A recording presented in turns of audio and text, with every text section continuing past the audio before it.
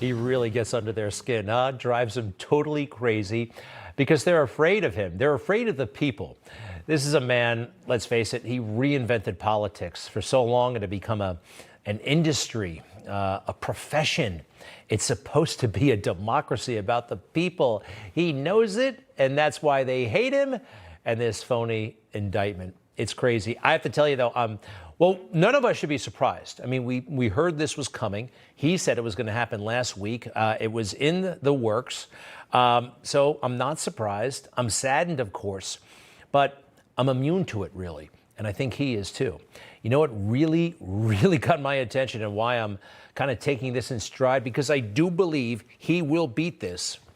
What happened on August 8th of last year. The FBI raiding Mar-a-Lago. Now, after that, I don't know what can shock. Nothing can shock me, really, from our government after that fiasco that they're still pursuing. Look, you know the details of this case, but I want to emphasize, and we'll go into it a little bit later with some of our guests. Donald Trump wrote a check with his own money and gave it to his lawyer, who was owed the money.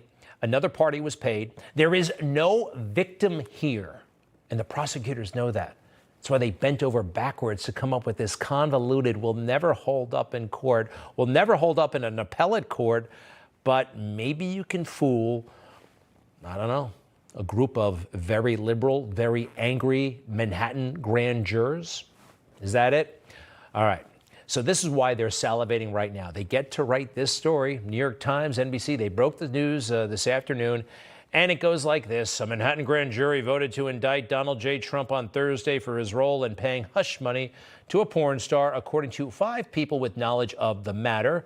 Next, a historic development that will shake up the 2024 presidential race and forever mark him as the nation's first former president to face criminal charges.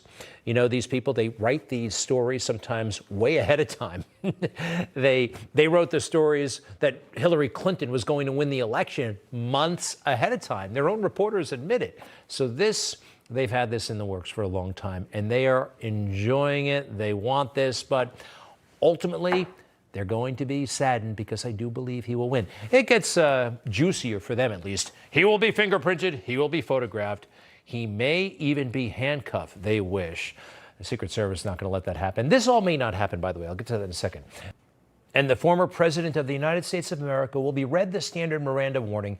He will be told that he has the right to remain silent and the right to an attorney. Oh, and that makes them so happy that he'll have to go through this process. Number one, I'm going to have to, this is not official yet. It's not.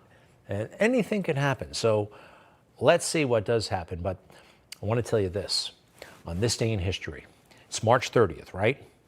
42 years ago today, they tried another political assassination, a literal assassination of Ronald Reagan.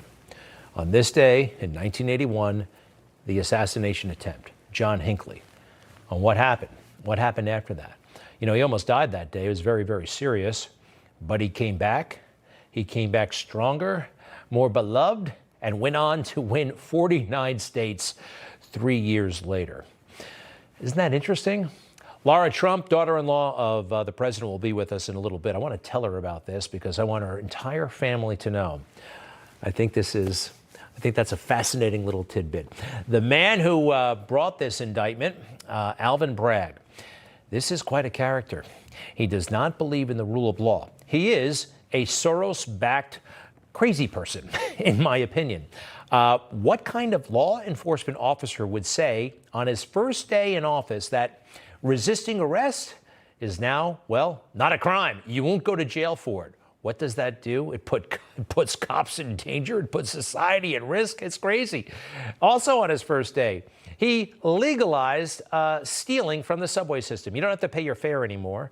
Let's see. Oh, attempted assault. If it's only attempted assault, you don't have to go to jail for that.